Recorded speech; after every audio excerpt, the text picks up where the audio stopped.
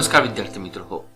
Target competitive एक्झामच्या या video session 2 मध्ये मी तुमचं मनापासून स्वागत करतोय. आपण या व्हिडिओची थीम पाहिली तर आपल्याला थोडंसं कुठेतरी कॉम्प्लिकेशन आपल्याला आढळून येतं. मग आपल्या मनामध्ये प्रश्न निर्माण होतो की स्पर्धा परीक्षेची तयारी करत असताना ही जी काही प्रोबॅबिलिटी किंवा संभाव्यतेवर आधारित जी काही सूत्र आहे, जी काही फॉर्म्युला आहे, ती पाठ करणं गरजेचं आहे का? तर विद्यार्थी मित्रांनो, प्रोबॅबिलिटी हा चॅप्टर आपण विदाउट सूत्राच्या आधारे देखील क्रॅक करू शकतो, टार्गेट करू शकतो. परंतु जर आपल्याला यावर आधारित जर सूत्र जर समजली, प्रत्येक सूत्राचं जे काही नोटेशन आहे त्याचा अर्थ जर समजला सूत्राच्या नोटेशनचा, तर कदाचित चॅप्टर हा आपल्याला अधिक सोपा होत जातो. या व्हिडिओच्या या सेशन्स मध्ये आपण ही सूत्र किंवा जी काही सेट थेअरी आहे ती वेन डायग्रामच्या साहाय्यानं अगदी सोप्या पद्धतीने पाहण्याचा प्रयत्न करणार आहोत विथ प्रोफेसर बीज पॉझिटिव्ह वे.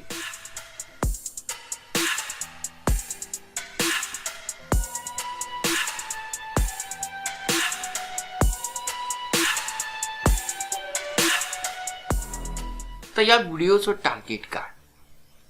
ज्यावेळेस आपला व्हिडिओ एंड होईल ना, त्यावेळेस आपल्याला हे जे काही आपल्याला कॉम्प्लिकेशन दिसतं ना, हे काय आहे, याचा मिनिंग काय आहे हे आपल्याला समजून घ्यायचं.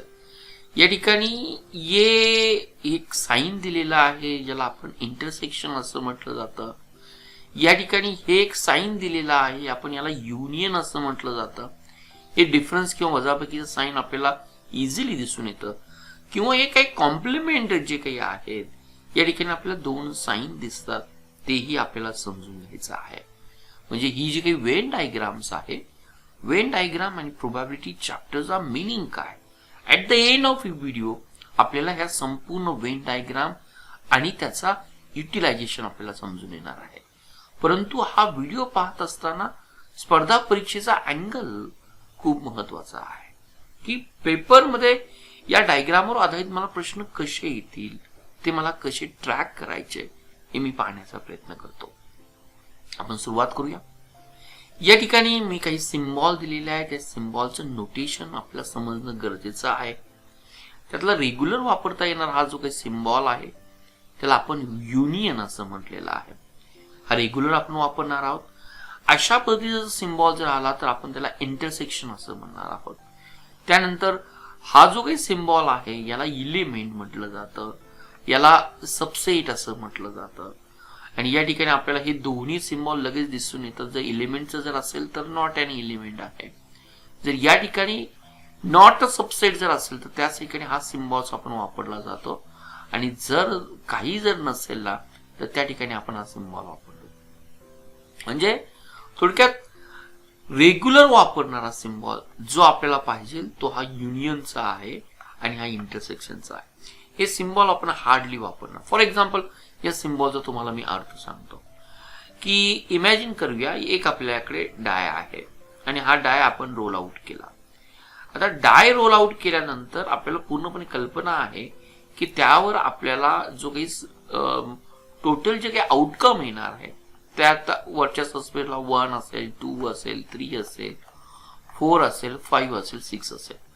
म्हणजे हा झाला माझा एक मेन सेट म्हणूया किंवा आपण त्याला सॅम्पल स्पेस असं म्हणूया. जर यातील जर मी विचार केला, मला ए हा जो काही सबसेट आहे की ज्याच्यामध्ये केवळ प्राईम नंबर आपल्याला पाहायचा आणि इव्हन नंबर जर पाहायचा असेल तर तो नंबर कोण येतो? केवळ 2 येतो. म्हणजे 2 हा काय झाला, म्हणजे ही जी काही ए इव्हेंट आहे ही ए इलिमेंट आहे. कुणाची इलिमेंट्स आहे तर आपल्याला या ठिकाणी दिसून येते की येस हा जो काही सबसेट आहे त्याची इलिमेंट आहे, ती आपण या पद्धतीने दाखवून येतो. हा पॉइंट आपण या ठिकाणी समजून घेतला की आपण साइन पाहतो की या साइनचा मिनिंग काय, तर ह्या साइनचा मिनिंग होतो. तीच गोष्ट सपोज बी इव्हेंट आणि बी या इव्हेंट मध्ये एक 7 जर असेल आणि ही तर ची सबसेट असेल ना, तर बी हा it is not the element of a subset. हाही आपण पॉइंट या ठिकाणी समजून घेतला. तर या पद्धतीने इलेमेंटचा जर असेल किंवा या ठिकाणी इलेमेंट आहे, मेंबर आहे, सबसेट आहे. सपोज या ठिकाणी आपल्याला मला दाखवायचं आहे की दुसरा सपोज हा P एक सबसेट आहे ज्यामध्ये 51 आहे, 52 आहे, 53 आहे आणि या ठिकाणी A आणि B या इलेमेंटचे सबसेट आहे. म्हणजे A हा सबसेट आहे हे दाखवण्यासाठी मी हे साइन वापरलं जातं. या ठिकाणी P जर असेल ना, P is not a subset of S element, ते दाखवण्यासाठी मी हे साइन वापरलं जातं. किंवा जर या ठिकाणी मला प्रश्न विचारला असेल S सबसेटच्या संदर्भामध्ये की या ठिकाणी वर्ग असणारी संख्या सांगा. समजा मला वर्ग असणारी संख्या विचारली की पूर्ण वर्ग असणारी संख्या सांगा जी 4 पेक्षा अधिक आहे. आता वर्ग असणारी संख्या 4 पेक्षा अधिक जर असेल ना तर C मध्ये काय येईल की 9 येईल, की त्या ठिकाणी नंतर 16 येईल. परंतु हे अंक याच्यामध्ये जर नसेल ना तर आपण म्हणणार आहोत C is the not a subset of S. तर या ठिकाणी हे आपण खूप कमी वेळा हे सिम्बॉल्स वापरणार आहोत, परंतु आपल्याला अभ्यास करताना ऍटलिस्ट हे आपल्याला माहित असणं गरजेचं आहे. आता हा ना सबसेट आहेत किंवा या ठिकाणी जर पाहिलं तर इथे जर मी पाहिलं की हा सिम्बॉल या ठिकाणी आहे म्हणजे S या सिम्बॉल्स मध्ये मला कुठले येत आहेत 1 2 3 5 येत आहेत. किंवा जर मी या ठिकाणी अजून एक D सिम्बॉल जर घेतला आणि मला जर विचारलं की या ठिकाणी एकापेक्षा अधिक क्यूब असणारे सिम्बॉल सांगा तर या ठिकाणी मला एकापेक्षा क्यूब असणारे असे कुठले सिम्बॉल येत नाही. म्हणजे ही संख्या एक नल येते आणि मग नल दाखवत असताना आयदर मी हे सिम्बॉल वापरेल किंवा या ठिकाणी मी नल किंवा त्याला एम्प्टी सेट असंही मेन्शन्स केलं जातं किंवा असंही मेन्शन्स केलं जातं. थोडक्यात मी इलेमेंटचं साइन काय आहे हे सांगितलं, नॉट इलेमेंटचं साइन सांगितलं आणि हेही तुम्हाला सांगितलं कदाचित हे साइन तुम्ही लक्षात नाही ठेवले तरी चालतील, याची आपल्याला बिलकुल गरज नाही. परंतु हे युनियन आणि इंटरसेक्शन हे दोन साइन आपल्याला महत्वाची असते. आता हा बेसिक सबसेट किंवा सेट थिअरी चालू करण्या अगोदर आपल्याला काही बेसिक कन्सेप्ट माहित असणं गरजेचं आहे की ज्यावेळेस मी हा डाय रोल आउट करतो त्यावेळेस मला जे काही पॉसिबल आउटकम दिसून येतील, जे काही मला परिणाम दिसून येतील की यस मला माहित आहे की जर मी हा जो डाय रोल आउट केला तर मे बी पहिल्यांदा टॉप पोर्शनला 1 येईल किंवा 3 येईल, मला रिझल्ट माहित आहे. परंतु कुठला रिझल्ट येणार हे मला माहित नाहीये. हीच गोष्ट जर मी पत्ते आणि पत्त्याच्या बॉक्स मधून जर पत्ते पिसले तर मला माहितीये की यातून मला 1 पासून 2 पासून अगदी 52 पर्यंत पत्ते असणारे मिळणार आहे. म्हणजे मला किती आउटकम आहेत हे मला नक्की माहित आहे, पण नक्की कुठला पडेल एकाच वेळेस तो मला माहित नाही. मे बी 2 येऊ शकेल, मे बी या ठिकाणी राणी येऊ शकेल किंवा राजा येऊ शकेल किंवा झाक येऊ शकेल, आय डोंट नो. हे आपल्याला सर्वात महत्वाची गोष्ट आहे. म्हणजे हा जो काही यश दिसतोय ना हा आपण एक प्रयोग करतोय की ज्या प्रयोगामध्ये आपल्याला बिलकुल माहित नाही आहे की एक्झॅक्टली काय येईल, परंतु आपल्याला त्याचे नंबर्स आपल्याला माहिती. याला आपण रॅन्डम एक्सपेरिमेंट असं म्हटलं जातो किंवा यादृच्छिक प्रयोग असं म्हटलं जातो. टर्म्स आपण लक्षात घेऊया. परंतु यातून हे जे काही मला परिणाम जे काही दिसतात, हे जे काही मला परिणाम दिसतात यालाच आपण निष्पत्ती किंवा आउटकम असं म्हटलं जातं. हे टोटल, आणि जर मी टोटल परिणाम जर काउंट जर केले, नंबर ऑफ सॅम्पल स्पेस किंवा नंबर ऑफ आउटकम किती आहे यामध्ये 6 येतील, यामध्ये जर काउंट जर केले तर मला या ठिकाणी जो काही नंबर ऑफ आउटकम जर दिसणार आहे ती फिगर मला 52 दिसणार. म्हणजे हे काही बेसिक टर्म्स आपल्याला माहित असणं गरजेचं आहे, ज्याला आपण परिणाम असं म्हटलं जातं, ज्याला आपण सॅम्पल स्पेस असं म्हटलं जातं. सॅम्पल स्पेस दाखवण्यासाठी आपण हे वापरलं जातं. यातला अगोदरचा व्हिडिओ जर पाहिला तर यात अगदी बेसिक गोष्टी दिलेल्या, पण it is just revision part म्हणून आपण या ठिकाणी कव्हर करून घेतलं. नंतर कुठल्याही घटनेची संभाव्यतेसाठी आपण फॉर्म्युला दिला होता. तो संभाव्यतेचा फॉर्म्युला काय की घटना किंवा इव्हेंट याला काय म्हटलं जातं की ज्यावेळेस मी हा रोल आउट करतोय, रोल आउट केल्यानंतर मला अशी घटना मला पाहिजे की टोटल या ठिकाणी मला काय भेटलंय की टोटल आउटकम किती मला भेटले, टोटल स्पेस आपण त्याला म्हणतो मला 6 भेटलेला आहे. परंतु मला असं सांगा की प्राईम नंबर आहे, अशी घटना आहे की जी प्राईम नंबर आहे आणि इव्हन नंबर आहे. तर ती जर मी पाहण्याचा जर प्रयत्न केला, अशी घटना मला किती दिसते? 2 आहे, म्हणजे मला एकच घटना दिसते. आणि मग असा नंबर येण्याची प्रोबॅबिलिटी काय हे काढण्यासाठी आपल्याकडे सूत्र आहे. अशी घटना की ज्याच्यामध्ये प्राईम नंबर आहे आणि तो इव्हन नंबर आहे, ज्यावेळेस मी एखादा रोल आउट करतो, डाय रोल आउट करतो, त्या ठिकाणी आपण जी काही फॉर्म्युल्याद्वारे काढलं जातं, आपण हाही फॉर्म्युला जो काही पाहिलेला आहे त्याला आपण प्रोबॅबिलिटीचा फॉर्म्युला असं म्हटलं जातं. आणि हाच प्रोबॅबिलिटीचा फॉर्म्युला मी या ठिकाणी आपल्याला मेन्शन केलेला आहे आणि आपण केला होता. हा रिव्हिजन आपण पाठ पाहून घेतला. परंतु आता ही जी काही घटना मी तुमच्याशी मेन्शन केली, घटना म्हणजे काय की या ठिकाणी जो काही यस हा आपला सेट आहे, या सेटच्या अंतर्गत येणार आम्ही एक सांगितले की प्राईम नंबर आहे आणि इव्हन आहे, यालाच आपण इव्हेंट असं म्हटलं जातं. आता इव्हेंट म्हटलं जातं आणि मला जो काही अपेक्षित इव्हेंट आहे की याला मी फेवरेबल इव्हेंट असं म्हणणार. असा नंबर सांगा की जो पूर्ण वर्ग आहे, बी इव्हेंट पूर्ण वर्ग असणारी हा याच्यातून मला सांगायचा आहे, म्हणजे बी ही माझी काय झाली फेवरेबल. आता ह्या ज्या काही घटना आहेत, ह्या ज्या काही इव्हेंट आहेत, त्याचे प्रकार आपण पाहणार आहोत. यामध्ये सर्टन इव्हेंट काय, निश्चित घटना काय आहे, इम्पॉसिबल इव्हेंट काय आहे, नंतर एक घटकी घटना काय आहे, कॉम्प्लिमेंटरी ऑफ इव्हेंट काय आहे, त्याला आपण इंग्लिश पण शब्द दिलेला आहे, मराठी पण शब्द दिलेला आहे, किंवा म्युच्युअली एक्सक्लुझिव्ह इव्हेंट काय आहे. प्रोबॅबिलिटी चॅप्टर पाहत असताना म्युच्युअली एक्सक्लुझिव्ह काय किंवा सर्वसमावेशी घटना काय, ह्या टर्मोलॉजी आपल्याला थोड्याशा कुठेतरी आपण म्हणूया की आपल्याला थोड्याशा कठीण जातात. आपल्याला पहिल्यांदा आपण हे इव्हेंट पाहणार आहोत. पहिल्यांदा होपफुली मला तुम्हाला कळालं असेल की इव्हेंट म्हणजे काय, की एखाद्या सेटमधील जो काही उपसेट असतो त्यातली जी काही आपल्याला फेवरेबल गोष्ट असते त्याला आपण फेवरेबल आउटकम असं म्हटलं जातं. आणि इव्हेंट म्हणजे त्यातील हा आपण कुठलाही सॅम्पल पॉइंट, त्यालाच आपण इव्हेंट असं म्हटलं जातं, कुठलाही सॅम्पल पॉइंट. आता 1 by 1 इव्हेंट आपण पाहत असताना बारकाईने त्याचा विचार करूया. आता इलिमेंटरी इव्हेंट, प्राथमिक घटना, किंवा आपण याला सिंपल घटना. एक उदाहरण देतो, उदाहरण दिल्यानंतर कन्सेप्ट क्लिअर होऊन जाईल. आता आपल्याला 2 कॉइन दिलेले आहेत, 2 कॉइन आपण टॉस केले. आता 2 कॉइन जर टॉस केले तर त्याच्यामध्ये टोटली आउटकम किती येतील. जर 2 कॉइन जर टॉस केले तर मे बी 2 कॉइन टॉस केल्यानंतर दोन्ही हेड पडतील, किंवा दोन्ही या ठिकाणी टेल पडतील, किंवा पहिला हेड असेल दुसऱ्या कॉइन मध्ये टेल असेल, किंवा पहिल्या कॉइन मध्ये टेल पडेल किंवा दुसऱ्या कॉइन मध्ये हा छापा पडेल. हेड आणि टेलला आपण छापा आणि काटा असं म्हटलं जातं. हेड म्हणजे छापा, टेल म्हणजे काठ. आता जर मला जर विचारलं यातला सबसेट किंवा अशी घटना सांगा, हे घटना सांगा की ज्याच्या दोन्ही जो काही आपल्याला फेस पोर्शन असेल की काटा, दोन्ही कॉइन जर आपण म्हणूया की फेकले, तर अशी मला घटना सांगा की ज्याच्यामध्ये केवळ दोन्ही कॉइनला टेल असेल. मग अशी जर घटना जर निवडली ना तर अशी घटना मला एकच सापडते, एक युनिक घटना सापडते.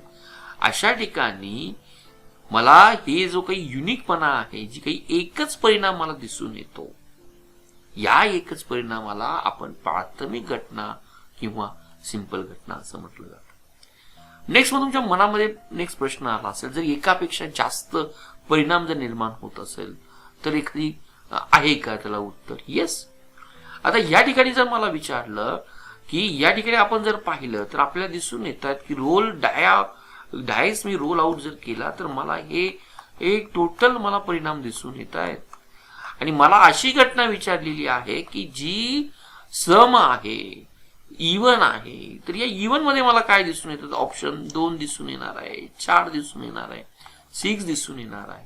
म्हणजे या ठिकाणी हा जो काही मला फेवरेबल, जी आपण ज्याला फेवरेबल घटना असं म्हटलं जातं, हा परिणाम मला एकच नाही सापडत, मला एकापेक्षा अधिक सापडतो. आणि एकापेक्षा जर अधिक फेवरेबल परिणाम जर मला सापडत असेल ना तर मी त्याला कंपाऊंड इव्हेंट असं म्हटलं जातं.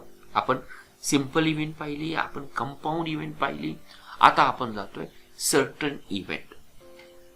सर्टन इव्हेंटचं म्हणजे काय, हे एखादा आपल्याला याचं एक्झाम्पल देता येईल का, की केवळ डेफिनेशन पाहू नका. आपल्या डेफिनेशन पेपर्स मध्ये, स्पर्धा परीक्षेमध्ये बिलकुल विचारल्या जाणार नाहीये की सर्टन इव्हेंट म्हणजे या ठिकाणी जर आपण बारकाईने जर विचार केला, जर आपल्याला पत्त्याचा एक बॉक्स दिला, आपल्याला तो पीस करायला सांगितला, आपण तो पीसिंग केलं. पीसिंग केल्यानंतर जर आपल्याला विचारलं की यातून तुम्हाला एक कार्ड करायचा आहे आणि एक कार्ड काढला असताना त्याची पॉसिबिलिटी सांगा, तो रेड मला हवाय, रेड कलरचा हवाय किंवा मला ब्लॅक कलरचा हवाय. आता रेड कलरचे कार्ड जर पाहिले तर 26 येतात, ब्लॅक कलरचे जर टोटल कार्ड जर पाहिले तर 26 येतात. म्हणजे सर्टन इव्हेंट म्हणजे पॉसिबल इव्हेंट, याचा अर्थ की आपल्याला या ठिकाणी की जे काही संभाव्य परिणाम, अनुकूल परिणाम असेल तर त्या नमुना जागेला आपण विशिष्ट जागेला असं म्हटलं जातं. म्हणजे या ठिकाणी बारकाईनं पहा, या पत्त्याच्या कॅटमध्ये टोटल आपल्याला परिणाम किती दिसून येतील. टोटल परिणाम हे ऑलमोस्ट 52 दिसून येतात, बरोबर आहे. 52 नंबर दिसून येतात. आणि ज्यावेळेस मला ही घटना दिली जाते, कुठली एक घटना दिली जाते, या घटनेमध्ये काय विचारलेलं आहे की रेड आणि ब्लॅक, तर रेड आणि ब्लॅक देखील या उपघटनेमध्ये मला 52 नंबरच दिसणार आहे. म्हणजे संभाव्य परिणाम हे जे काही मला फेवरेबल आहेत, अनुकूल परिणाम जर असेल ना, तर आपण त्या घटनेला एक सर्टन इव्हेंट किंवा शुअर इव्हेंट असं म्हटलं जातं. हाही पॉइंट आपण या ठिकाणी पाहिला. हिलाच आपण सर्टन इव्हेंटही म्हणणार आहोत किंवा निश्चित घटनाही असं म्हणणार आहोत. हा ही बेसिक पॉइंट आपण या ठिकाणी पाहणं गरजेचं. आता यावर आधारित आपल्याला प्रश्न कसा विचारला जाईल. एक प्रशिक्षक 30 मुलांच्या संघातून रॅन्डमली किंवा यादृच्छिकपणे खेळाडू निवडतं. आता या ठिकाणी मुलांचा संघ 30 मुलांचाच आहे, म्हणजे मुलंच आहेत, या ठिकाणी मुली नाही आहेत. आणि आपल्याला एक खेळाडू यातून निवडायचा आहे. आपण परम्युटेशन कॉम्बिनेशनच्या द्वारे देखील पाहू शकतो, तो आपण त्या व्हिडिओमध्ये पाहूया. परंतु आता निवडलेला खेळाडू हा मुलगा असण्याची शक्यता का. म्हणजे या ठिकाणी टोटल खेळाडू, ज्याला आपण शास्त्रीय भाषेमध्ये टोटल आउटकम जर पाहिले तर नंबर ऑफ सॅम्पल स्पेस मला किती येतील, ती 1 येतील, 2 येतील, म्हणजे टोटल मला 30 खेळाडू येतील. आता 30 खेळाडूतून मला खेळाडू मुलगा निवडायचा आहे. म्हणजे माझी फेवरेबल कंडिशन काय, मुलगा. मग आता मुलामध्ये किती मुलं आहेत, ही सर्व मुलं आहेत, ही सर्व मुलं आहेत. म्हणजे यातून जर मी प्रोबॅबिलिटीच्या सूत्रानुसार जर काढायचा प्रयत्न केला तर ही फेवरेबल इव्हेंट आणि टोटल आउटकम किंवा एकूण आउटकम जर पाहण्याचा जर प्रयत्न केला तर या ठिकाणी मुलं टोटल 30 आहेत आणि टोटल माझा आउटकम 30 आहे. म्हणजे फेवरेबल आउटकम, ज्या ठिकाणी मी शब्द वापरलेला आहे, अनुकूल परिणाम देखील सेम आहे आणि संभाव्य परिणाम, टोटल परिणाम देखील सेम आहे.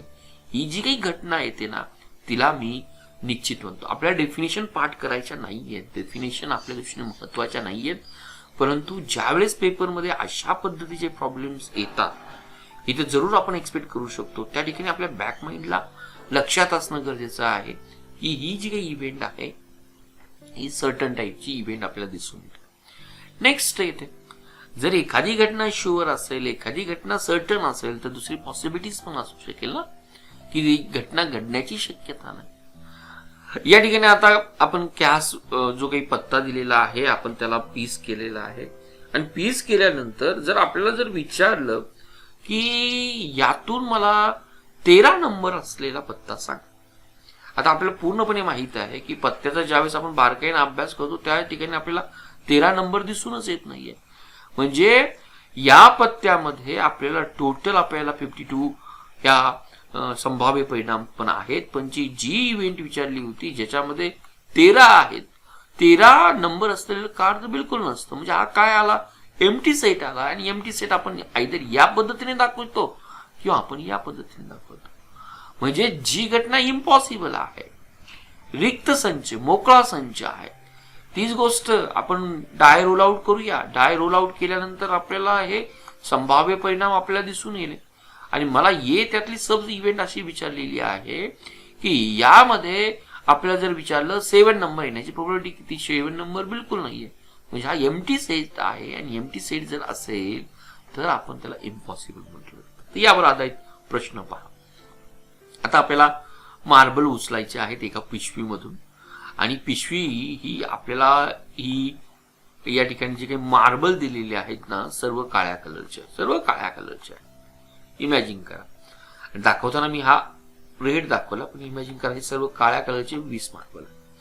आणि यातून म्हणजे आपल्याला या ठिकाणी SN किती झाला, 20 झाला. परंतु आपल्याला जे काही निवडायचे आहेत, शक्यता विचारलेली लाल रंगाची, पण या ठिकाणी आपल्याला लाल रंगाची शक्यता जर विचारलेली आहे, पण लाल रंगाची अशी कुठलीही गोटी आपल्याला या ठिकाणी दिसून येत नाहीये. म्हणजे या ठिकाणी हे काय आलं, 20/0. आणि 20/0 जर असेल ना, तर ही लाल रंग किंवा लाल रंगाची मार्बल उचलण्याची शक्यता काय आहे, 0 आहे. म्हणजे या ठिकाणी 0 किंवा याला MT हा माझी झाली इम्पॉसिबल. आपल्याला पेपरमध्ये प्रश्न कसे विचारतील हा आपल्याला या ठिकाणी टार्गेट आपल्याला पाहून येत आहे. नेक्स्ट येतोय आता कॉम्प्लिमेंटरी इव्हेंट. हा नेहमी आपल्याला मोटिवेशन साठी एक दिलेले बेस्ट उदाहरण आहे की ग्लास हा हाफ भरलेला आहे असं म्हणण्यापेक्षा हाफ पूर्णपणे भरलेला आहे असं म्हटलं जावं. आता या ठिकाणी पाहूया, ग्लास मधील पाणी ही एक इव्हेंट आहे, मेन इव्हेंट आहे आपण असं समजूया, किंवा हा सेट आहे. त्यातला आता ई हा जर मी पाहिला, या ठिकाणी पूर्णपणे मेन्शन केलेला आहे की ई इव्हेंट आपल्याला काय सांगते, ई इव्हेंट आपल्याला सांगते की हा ग्लास हाफ भरलेला आहे, बरोबर. परंतु दुसरी जी काही आपल्याला इव्हेंट आहे, या ठिकाणी हा रिकामा जो काही ग्लास आपल्याला दिसून येतो ना, या रिकाम्या ग्लास साठी की जो ग्लास हाफ भरलेला नाहीये, हा भरलेला दाखवतोय आपल्याला, परंतु हा आपल्याला एम्प्टी दाखवतोय. म्हणजे एच्या कॉम्प्लिमेंटरी पूरक गोष्ट म्हणजे काय की ए या ठिकाणी ई सोडून किंवा कुठली इव्हेंट असेल, ई आपल्याला हा दाखवतोय, हा पोर्शन दाखवतोय ग्लासचा. इमॅजिन करण्यासाठी आपण पूर्णपणे ग्लासचा असं धरूया. मग आता ई सोडून राहिलेला पोर्शन कुठला आहे, तर ई सोडून राहिलेला जो काही पोर्शन्स आहे हा पोर्शन, आणि त्याला गणिती भाषेमध्ये, प्रोबॅबिलिटी भाषेमध्ये आपण त्याला आयदर ई डॅश म्हणूया, किंवा हा ई डॅश दाखवत असताना आयदर आपण त्याच्या जो काही या ठिकाणी आपण म्हणूया की याही पद्धतीने त्याला ई कॉम्प्लिमेंटरी म्हटलं जातं, किंवा या ठिकाणी ई वर आपण बार ई देतो. म्हणजे या 3 पद्धतीने आपण कॉम्प्लिमेंटरी दाखवू शकतो.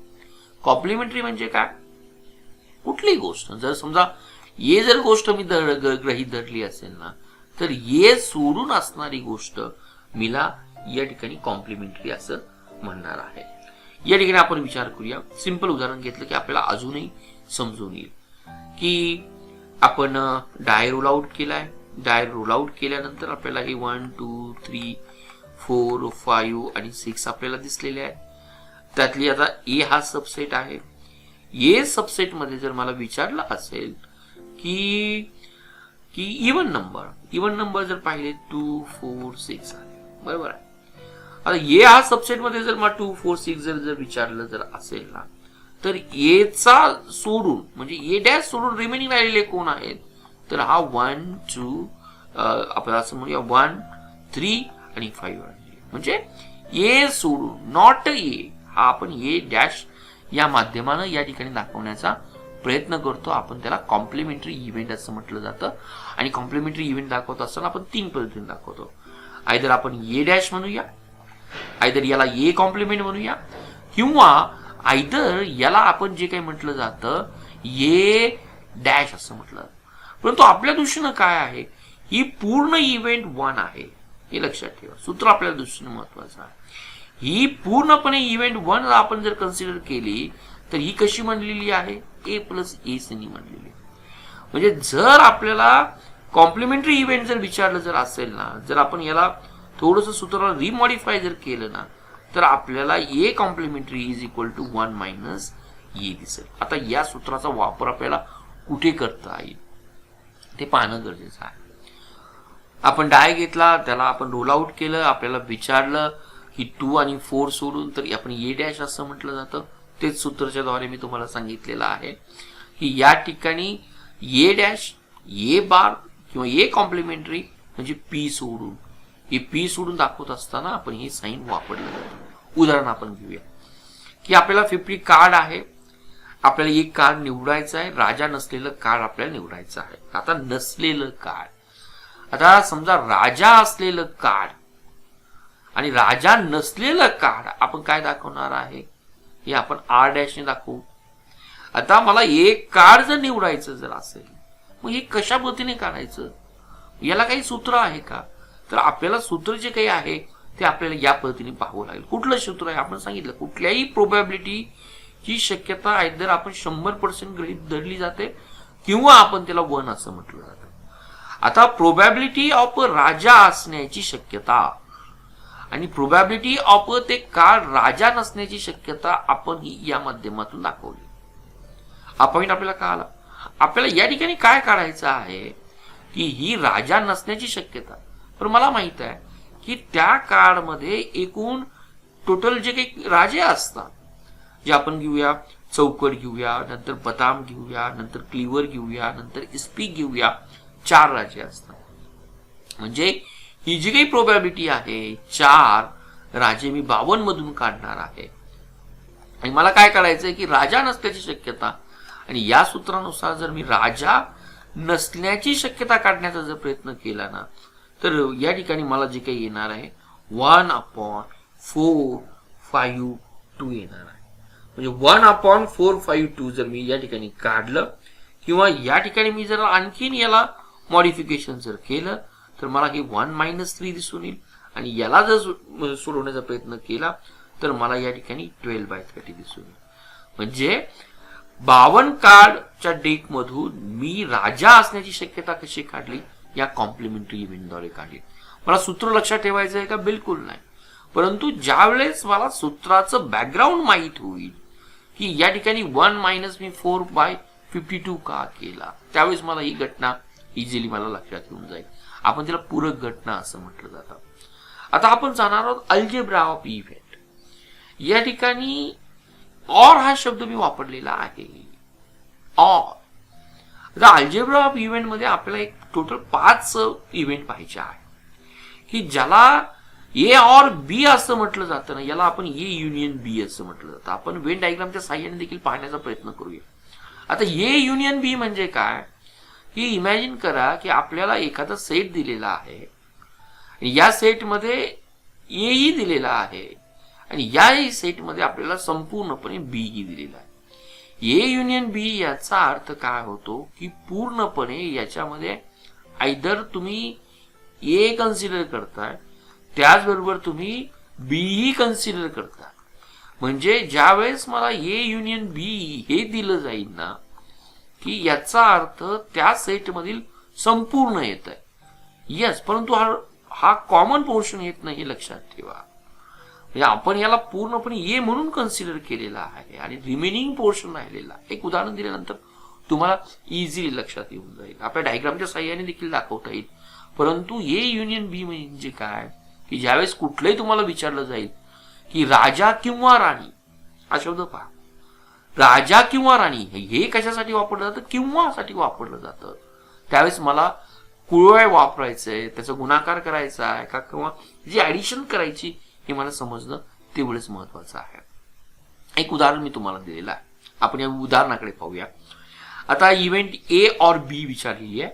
पेपरमध्ये आपल्याला विचारलं जाईल तो राजा किंवा राणी असेल, राजा किंवा गुलाम असेल. आपण ऑर साठी युनियन हा शब्द वापरला जातो. आता मला ए इव्हेंट दिलेले आहे. ए इव्हेंट मध्ये मला काय सांगितलेलं आहे, ए इव्हेंट मध्ये मला असं सांगितलेलं आहे की याच्यामध्ये 1 येतोय, यामध्ये आपल्याला काय दिसून येतोय 3 येतोय, या ठिकाणी आपल्याला 4 येतोय, या ठिकाणी 7 येतोय, या ठिकाणी 2 येतोय, या ठिकाणी 5 आणि 6 येतोय. ए युनियन बी म्हणजे दोघांच्यात असणार आहे.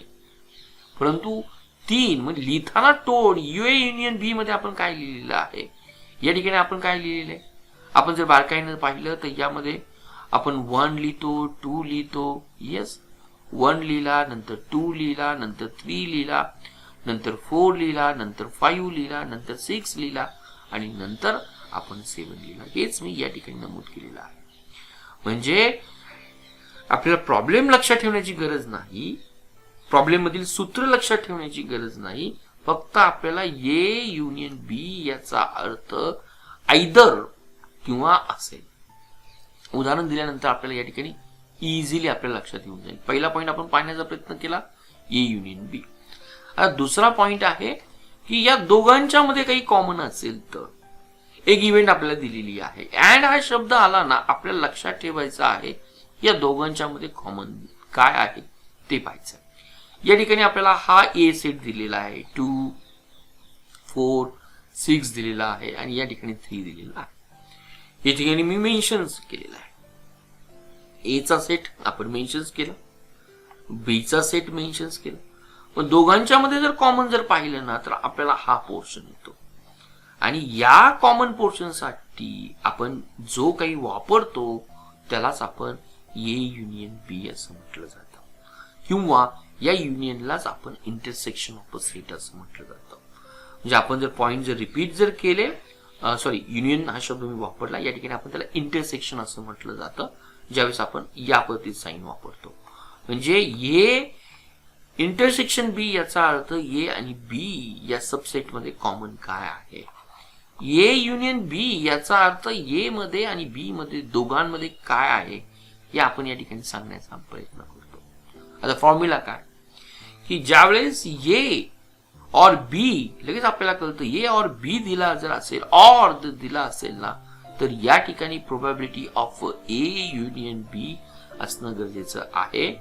यामध्ये प्रोबॅबिलिटी आपण ए घटनेची आहे, प्रोबॅबिलिटी संभाव्यता बी घटनेची आहे.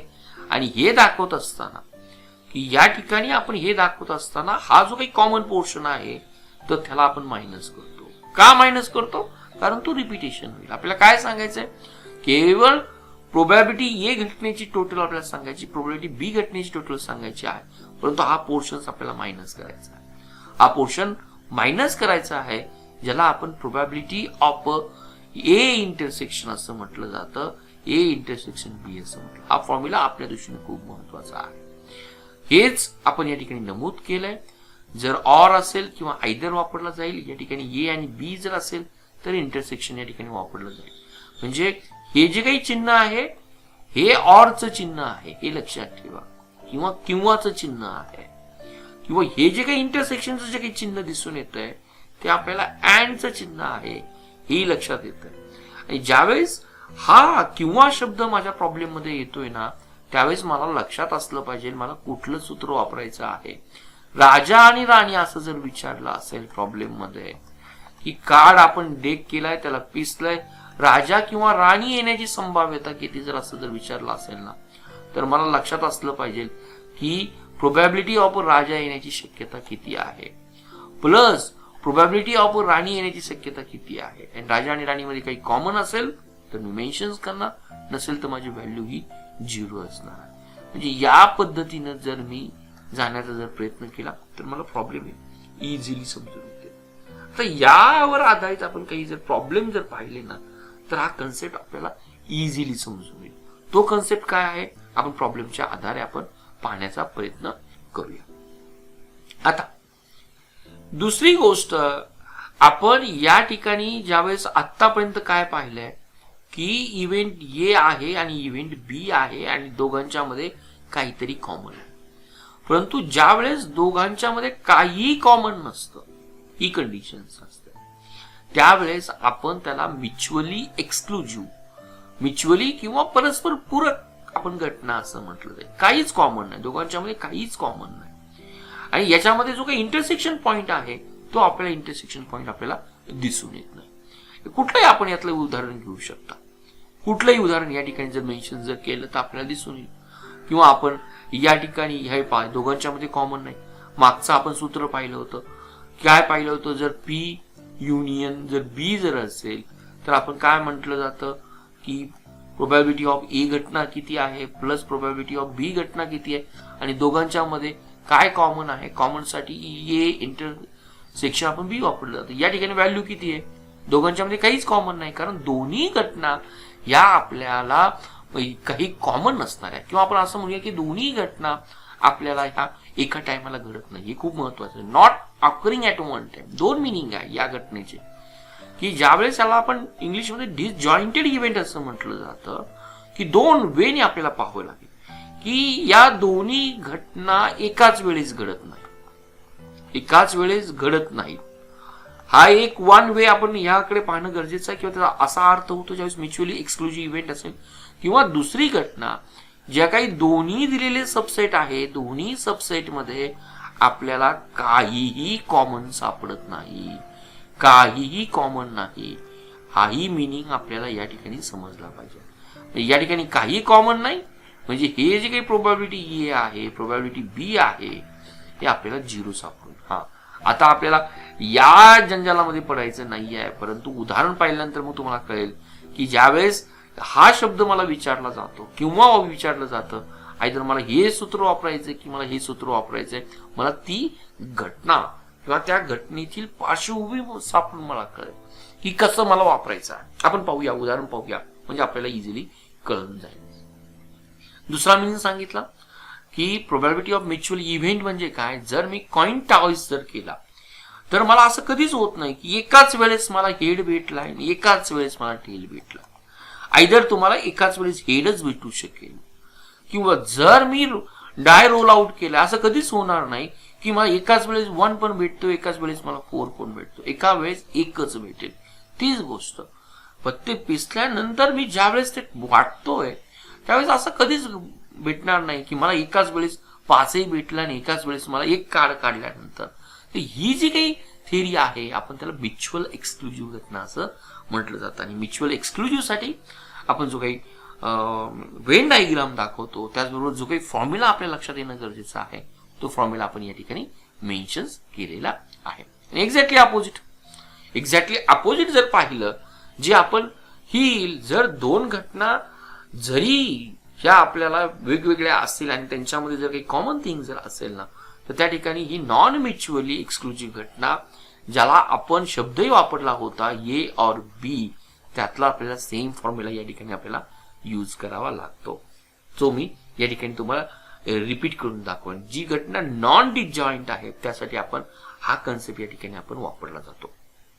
आता दुसरा पॉइंट, या दोन घटना आहे आपल्याला फक्त एक घटनेमधीलच आपल्याला पाहिजे आहे.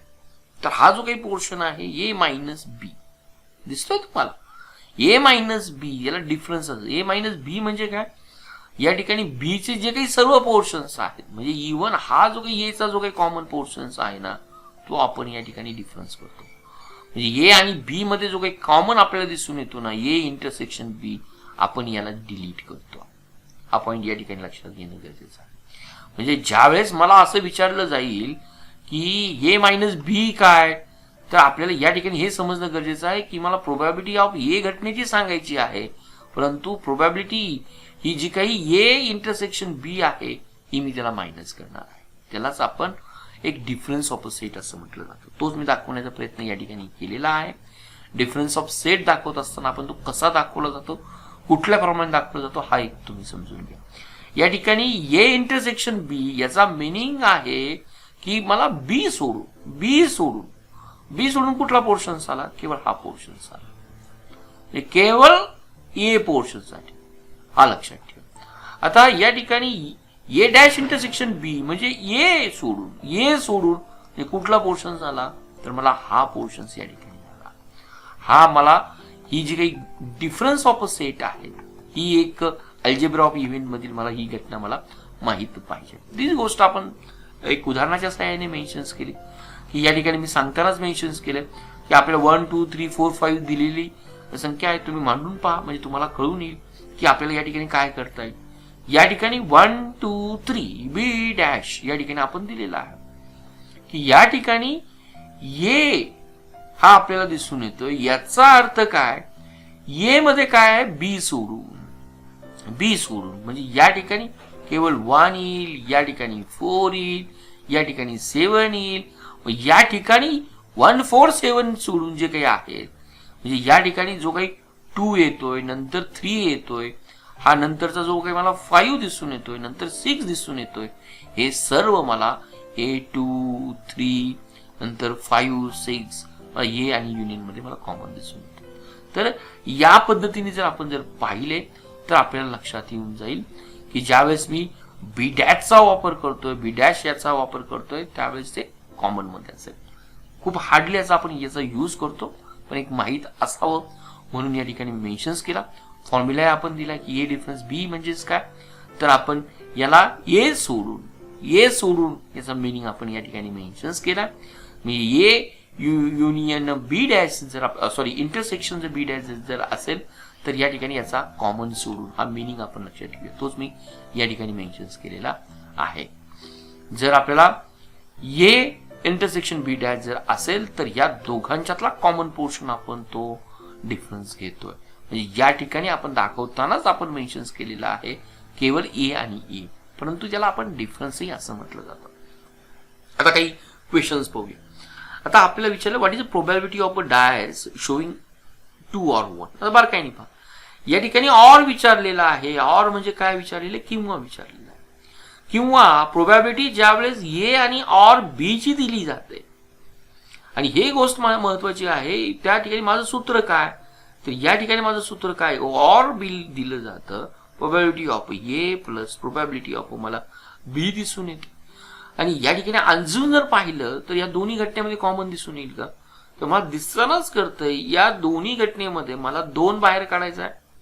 डायस शो केल्यानंतर मला 2 दाखवण्याची पॉसिबिलिटीज काय आहे, 3 दाखवण्याची पॉसिबिलिटीज काय आहे, हे जर मी मांडण्याचा जर प्रयत्न जर केला ना, तर या ठिकाणी मला हेही तेवढ्याच पद्धतीने मला समजणं गरजेचं आहे की ही घटना मी कशा पद्धतीने मेन्शन करू शकतो.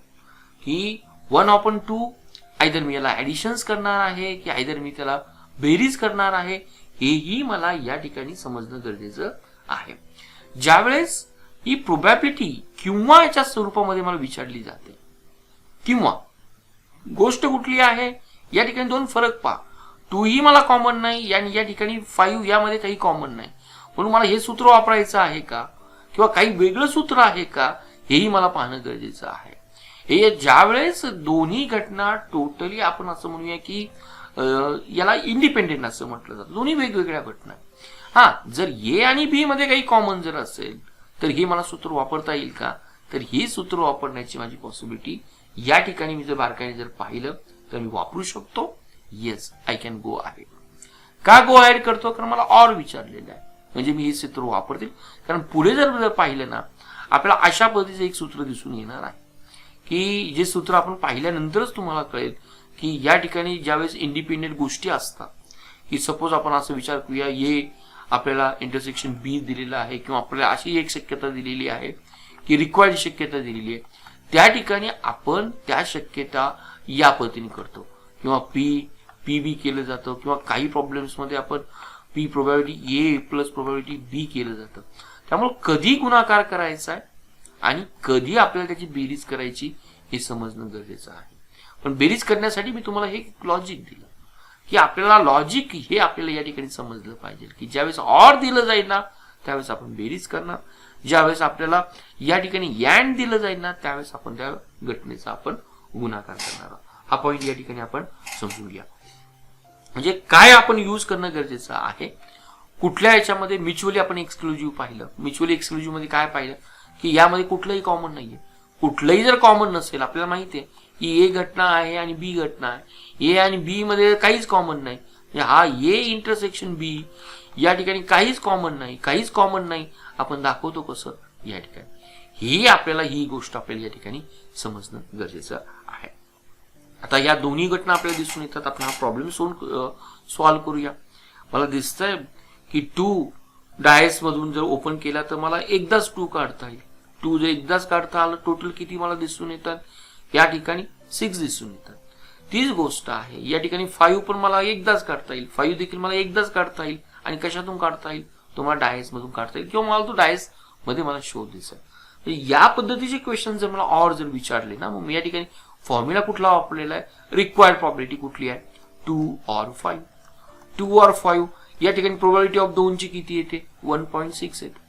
या ठिकाणी प्रोबॅबिलिटी ऑफ 5 ची किती येते, ती देखील 5 ची 1.6 येते. दोघांच्या मध्ये काही कॉमन आहे का, बिलकुल कॉमन नाही. 2 हा युनिक आहे, 5 हा युनिक आहे. याचं जे काही उत्तर येतंय हे माझं उत्तर जर पाहिलं तर मला 2.6 येत आहे. म्हणजे माझं उत्तर या ठिकाणी ही प्रोबॅबिलिटी किती आहे, आयदर 2 किंवा 5 ची 1/3 असणार आहे. नेक्स्ट आपण जातोय. आपल्याला 3 टीम्स दिलेल्या आहेत. एक विनिंग बॅडमिंटन टीम्स आहे, त्याची प्रोबॅबिलिटी दिलेली आहे.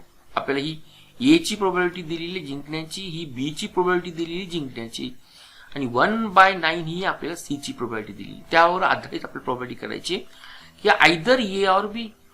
म्हणजे या ठिकाणी मला काय करायचं आहे, या ठिकाणी मला प्रोबॅबिलिटी मला जी काही काढायची आहे ए ऑर बी. ए ऑर बी म्हणजे मला कळतंय ए आणि बी ऑर आलाय, मला ऍडिशन्स करायची. 1/3 1/5 1/3 1/5 ही जर ऍडिशन जर केली तर माझी करून पहा 8/15 दिसेल. दुसरी पॉसिबिलिटीज आहे, मला तिन्ही टीमची पॉसिबिलिटीज करायची. मला काय सांगितलं, आयदर ए विन होईल, आयदर बी विन होईल, आयदर सी विन होईल. तर तिघांचा ऑर शब्द आहे. म्हणजे जे काही मला दिलेलं आहे 1/3 1/5 प्लस 1/9 याचा जर आपण एलसीएम जर काढला तर एलसीएम 45 येतोय. 45 जर काढला त्याचं ऍडिशन जर केलं तर मला 29 दिसून येतं. थर्ड आपण question, none of this team will be the win. आता हे पहा, नन ऑफ दिस, जर तिन्ही टीम जर विन जर होत असेल ना तर त्याची पॉसिबिलिटीज मला ही 29-45 आहे. पण नन ऑफ द टीम जर विन होत जर असेल ना तर डेफिनेटली नन, कुठली नाही, ही सोडून जर होत असेल ना तर त्याला मी काय दाखवतो, अशी इव्हेंट दाखवतो की नॉट टू विन. आपण ज्याला डॅश कन्सेप्ट वापरलेला आहे किंवा त्याला आपण कॉम्प्लिमेंटरी असं म्हटलेलं आहे. नॉट टू विन म्हणजे काय की 1 ही जी काही प्रोबॅबिलिटी आहे ही विनची प्रोबॅबिलिटी आहे. नॉट टू विनची प्रोबॅबिलिटी काय येईल, नॉट टू विन म्हणजे विनची प्रोबॅबिलिटी आहे, त्यातून आपण मायनस केलं. त्यातून जर मायनस केलं 1/29/45 जर केलं तर ही जी काही मला प्रोबॅबिलिटी दिसून येणार आहे ती टोटली जर आपण जर पाहिलं, या ठिकाणी मला एक्झॅक्टलीचं उत्तर येईल 45-645. म्हणजे माझं तिसऱ्याचं उत्तर मला या ठिकाणी दिसून येतं. माझं ऑर या शब्दाकडे लक्ष आहे. आता neither nor neither B will be win. म्हणजे ए आणि बी जर विन केला तर त्याची पॉसिबिलिटीज किती आहे, 8.8 आहे. मला हा फोर्थ काय विचारलेला आहे, तो जिंकणार नाहीये. म्हणजे नॉट टू विन प्रोबॅबिलिटी कुणाची सांगितली आहे, ए आणि ए ऑर नॉट टू विन. म्हणजे एक्झॅक्टली नॉट टू विन जर असेल तर ही याची कॉम्प्लिमेंटरी येते. आणि कॉम्प्लिमेंटरी जर आली तर 1 मायनस जिंकण्याची प्रोबॅबिलिटी 8/15 आहे. म्हणून याचं जर उत्तर जर मी जर पाहिलं तर या पद्धतीने जर पाहिलं तर मला एक्झॅक्टली माझं जे काही उत्तर येणार आहे 15तून 8 गेली माझं 7 येते. 7 मधून जर गेलं तर माझं 5/15 येते. या पद्धतीने माझी मला प्रोबॅबिलिटी काढू शकतो. तर एकदा बारकाईने हे सर्व पहा. बारकाईने पाहिल्यानंतर ह्या पद्धतीचे प्रश्न आपल्याला येतील. या पद्धतीचे प्रश्न जर आपल्या प्रोबॅबिलिटीवर आधारित समजून जर घ्यायचे असेल ना तर आपल्याला ए युनियन आणि इंटरसेक्शनवर आधारित जे काही फॉर्म्युले आहेत ते आपल्याला लक्षात असलंच पाहिजे. कारण पुढे आपण इंडिपेंडंट घटना पाहणार आहोत. मग इंडिपेंडंट घटनेमध्ये आपल्याला कन्फ्युजन होतं की 1/3 1/5चा आपण गुणाकार करायचा का ऍडिशन करायचं. परंतु ऑर शब्द आला की मला इथे ऍडिशन करायचंय. आणि जी आपण कॉम्प्लिमेंटरी इव्हेंट पाहिजे, राजा असणं आणि राजा नसणं, ए आणि बी विन होणं आणि ए आणि बी नॉन विन होणं, त्यासाठी मला कॉम्प्लिमेंटरीचं फॉर्म्युला मला वापरावं लागतं. आता दुसरी आपल्याला जी घटना दिलेली की आपल्याला विचारलेलं आहे की एक्झॉस्टिव्ह इव्हेंट कुठल्या आहेत. एक्झॉस्टिव्ह इव्हेंट कुठल्या आहेत. एक्झॉस्टिव्ह इव्हेंट याचा अर्थ काय की आपल्याला ज्यावेळेस ए युनियन बी मध्ये की आपल्याला दोन्हीही पूर्णपणे सॅम्पल आपल्याला दिसून येतं. ए युनियन बी मध्ये आपल्याला पूर्णपणे सॅम्पल दिसून येते. आता याचा एखादं इव्हेंट आपल्याला सांगता येईल का की ज्यावेळेस आपण इव्हेंटचा जर बारकाईने विचार करतोय की आपल्याला जर विचारलं, फॉर एक्झाम्पल आपल्याला एक सिंपल एक्झाम्पल मी तुम्हाला देतो की एक्झॉस्टिव्ह इव्हेंट म्हणजे काय की जो काही आपल्याला सेट दिलेला आहे या सेट मध्ये जर आपल्याला ए जर इव्हेंट जर ही जर या पद्धतीने जर कव्हर जर होत असेल ना आणि ही जर रिमेनिंग जर बी इव्हेंट जर असेल, आपल्याला कुठली इव्हेंट जर असेल, हा ए इव्हेंट आहे, ए इव्हेंट त्याचबरोबर आपल्याला पूर्णपणे आपण लक्षात घेऊया या ए इव्हेंट मध्ये आणि बी इव्हेंट मध्ये जर आपण जर कॉमनली जर पाहिलं तर आपल्याला हे पूर्णपणे कव्हर केलं जातं. म्हणजे ए युनियन बी मध्ये आपल्याला हा संपूर्ण जो काही यस सेट आहे तो आपल्याला कव्हर केला. एक उदाहरणाच्या सहाय्याने पाहिलं म्हणजे आपल्याला इझिली लक्षात येऊन जाईल. आता फॉर एक्झाम्पल आपल्याला हा सेट दिलेला आहे आणि आपल्याला ए इव्हेंट काय दिलेली की जे 4 पेक्षा कमी आहेत. 4 पेक्षा कमी काय आले, 1 2 3 4 आले.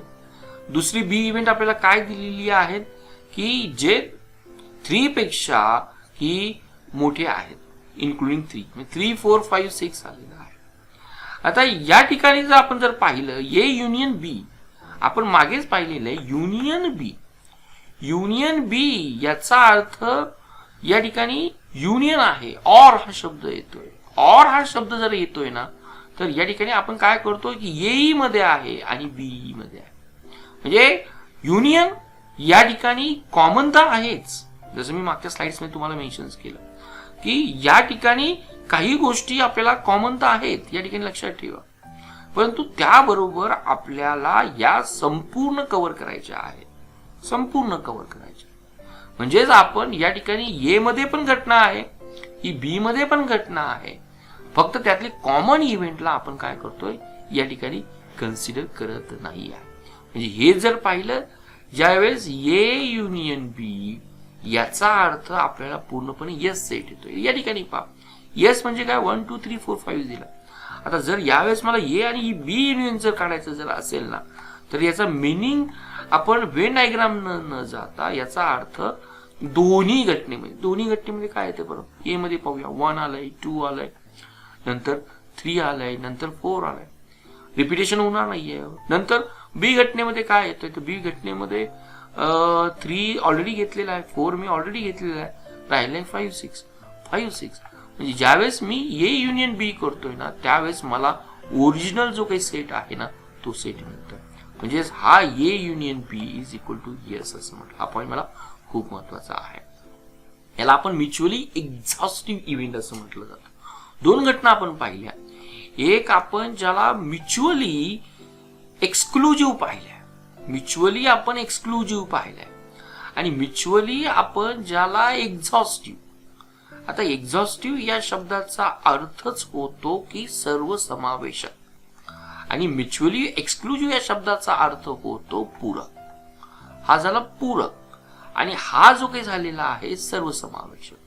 आणि या दोघांची जर डायग्राम जर करायची जर असेल, तर या ठिकाणी मला एक्सक्लुझिव्ह जर असेल ना, तर या ठिकाणी काहीही कॉमन नाही आहे. हा पॉईंट लक्षात ठेवा. आणि जर एक्झॉस्टिव्ह जर काढायचं जर असेल ना, तर एक्झॉस्टिव्ह याचा अर्थ की मला ए आणि बी मध्ये जे काही सर्व काही आहे दोघांच्या मध्ये काय आहे, तर या ठिकाणी मला हाही पोर्शन कव्हर करतोय पूर्णपणे, बी पोर्शन कव्हर करतोय, किंवा या ठिकाणी ए युनियन बी हा संपूर्ण येस पॉइंट येतोय किंवा येस सेट येतोय, याला आपण असं म्हटलं जातं. अजून जर सिंपल भाषेमध्ये जर या दोन डायग्राम्स मध्ये जसं मी तुम्हाला मेन्शन केलं मागच्या स्लाइड्स मध्ये, एक्सक्लुझिव्ह याला असं म्हटलं जातं. या ठिकाणी जर ई इव्हेंट असेल, या ठिकाणी E2 इव्हेंट असेल, कुठलाही कॉमन थिंग नसेल, कॉमन जर नल असेल, तर आपण त्याला म्युच्युअली एक्सक्लुझिव्ह असं म्हटलं जातं. एक्झॅक्टली अपोजिट म्युच्युअली एक्झॉस्टिव्ह मध्ये काय म्हटलं जाईल की या म्युच्युअली एक्झॉस्टिव्ह म्हणजे आपल्याला या ठिकाणी ई इव्हेंट आहे, आयदर ते एकत्र असू शकतील, आणि जरी एकत्र जर असेल या ठिकाणी E1 आणि E2 जर त्याची मी युनियन काढली, म्हणजे E1 आणि E2 जर मी ऍडिशन जर केली, तर याच्यामध्ये मला संपूर्ण सेट दिसतोय, आणि संपूर्ण सेटसाठी आपण 1 वापरलं जातं. म्हणजे ज्यावेळेस E1 आणि या ठिकाणी या पद्धतीचं जर असेल ना, तर मी याला E1 आणि E2 या दोन इव्हेंटला कॉम्प्लिमेंटरी असं म्हटलं जातं. हा एक नोटेशन्स आपण पाहून घेऊया. पण आपल्या पेपरच्या दृष्टीने म्युच्युअली एक्सक्लुझिव्ह या शब्दाचा अर्थ, त्यावर आधारित आपल्याला प्रॉब्लेम्स आपल्याला पाहावं लागते. आता दुसरी एक गोष्ट, आपल्याला एक कॉइन दिलेला आहे, एका हातामध्ये आपल्याला कॉइन दिलेला आहे, त्याचबरोबर आपल्याला एका हातामध्ये आपल्याला डाय दिलेला आहे, एक डाय दिलेला आहे. लक्षात ठेवा, डायग्राम मध्ये तुम्हाला 3 कॉइन दिसतात आणि 2 दिसतात. तुम्ही कन्सिडर करा तुमच्या एका हातामध्ये हा 1 डाय दिलेला आहे, आणि दुसऱ्या हातामध्ये तुम्हाला हे 1 कॉइन दिलेला आहे, आणि तुम्हाला मी टॉस करायला सांगितलं. डाय आपण टॉस करत नाही, आपण त्याला थ्रो करतो, किंवा आपण त्याला रोल आउट केलं जातं असं म्हटलं जातं. आता हा रोल आउट केल्यानंतर ऍट 1 टाइम तुम्ही केल्यानंतर एक गोष्ट लक्षात ठेवा की याचा जो काही रिझल्ट भेटेल ना, तो याचा रिझल्ट सपोज आपल्याला या ठिकाणी हेड भेटला म्हणून यामध्ये 2 भेटलाच पाहिजे किंवा 3 भेटला पाहिजे, हे गणित नाही. म्हणजे सांगायचं काय की याचा परिणाम हा या दुसरी जी काही घटना आहे त्यावर बिलकुल अवलंबून नसतो. म्हणजे ऍट 1 टाइम जर आपण कॉइन अँड डाय जर थ्रो करत असेल, तर त्या दोघांचे परिणाम हे एकमेकावर अफेक्ट करत नाही. त्याला आपण स्वतंत्र घटना किंवा इंडिपेंडेंट इव्हेंट असं म्हटलं जातं. हे खूप महत्वाचं आहे, कारण पहिला जो काही फॉर्म्युला आपण जर पाहिला, जर या इंडिपेंडेंट इव्हेंटसाठी आपल्याला काय करणं गरजेचं आहे हे जर समजलं ना, तर आपल्याला यातून इझिली आपल्या लक्षात येऊन जाईल. मग इंडिपेंडेंट इव्हेंट काय, एक्झाम्पल सांगता येईल का? किंवा एकच आपण डाय दिला, एकाच वेळेस तुम्ही दोन्ही डाय थ्रो करता. दोन्ही डाय थ्रो केलं तर पहिलं पॉसिबिलिटीज काय असेल, आयदर पहिल्या वेळेस 2 दिसेल किंवा दुसऱ्या डायचा आपल्याला 3 दिसेल, पहिल्या वेळेस 2 दिसेल. हे आपल्याला इंडिपेंडेंट इव्हेंट आहे. किंवा तुम्हाला 2 गोष्टी दिल्या, एक कार्ड बाहेर काढायचा आहे आणि एक कॉइन फ्लिप करायचा. म्हणजे जर हेड जर आले तर कार्डचे नंबर 1 येतील, हेड जर आले तर 52 पॉसिबिलिटीज येतील, टेल जर आले तर त्याच्या 52 पॉसिबिलिटीज येतील. म्हणजे ह्या इव्हेंट आपल्याला काय दिसून येतात, इंडिपेंडेंट दिसून येतात. आणि इंडिपेंडेंट इव्हेंट जर असेल, जर आपल्याला समजलं या इंडिपेंडेंट इव्हेंट जर असेल, तर या ठिकाणी आपण त्या 2 इव्हेंटचा गुणाकार करतो. हे खूप महत्वाचं पॉइंट आहे, हे लक्षात ठेवणं गरजेचं आहे. जर त्या इव्हेंट इंडिपेंडेंट जर असेल तर त्याची प्रोबॅबिलिटी काढण्यासाठी आपल्याला त्याचा गुणाकार करावा लागतो. ऍडिशन्स आपण कधी करतो, की ज्या वेळेस मला ऑर किंवा हा शब्द मला यूज केला जातो. आता आपण उदाहरण पाहूया. आपल्याला डायस थ्रोन टॉईसला करायचा आहे, जसं सांगितलं 2दा टॉईस करायचा आहे. Find the probability of getting 2. आता एकदा हा मला डायस दिलेला आहे, मी तो थ्रो केला, दुसऱ्यांदा हा डायस दिलेला आहे, दोन्ही टाइम्स मला थ्रो करायचे आहे. या ठिकाणी एक गोष्ट लक्षात घ्या, की ज्यावेळेस मी इंडिपेंडेंट आहे, पहिला डाय थ्रो केल्यानंतर त्याचा जो काही रिझल्ट येईल हा दुसऱ्या डायवर पूर्णपणे अवलंबून होत नाही. ही घटना इंडिपेंडेंट आहे. आणि जर ही घटना जर इंडिपेंडेंट जर असेल ना, तर मला लगेच कळतं की हे एक उदाहरण इंडिपेंडन्सचं आहे. इंडिपेंडन्सचं जर असेल तर मी 1/6 करणार आहे, कारण मला 5 येण्याची पॉसिबिलिटी एकदाच आहे 6 पैकी, याची पॉसिबिलिटी एकदाच आहे. म्हणजे हे जे काही उत्तर येईल ना, हे माझं उत्तर जे काही येणार आहे ते 1/36 येणार आहे. होपफुली मला तर हाही तुम्हाला कन्सेप्ट कळाला असेल. दुसरं आपल्याला दिलं जातं, एक नाणं दिलेलं आहे आणि आपल्याला एक डाय दिलेला आहे, आपल्याला ते दोन्ही फेकायचे आहेत.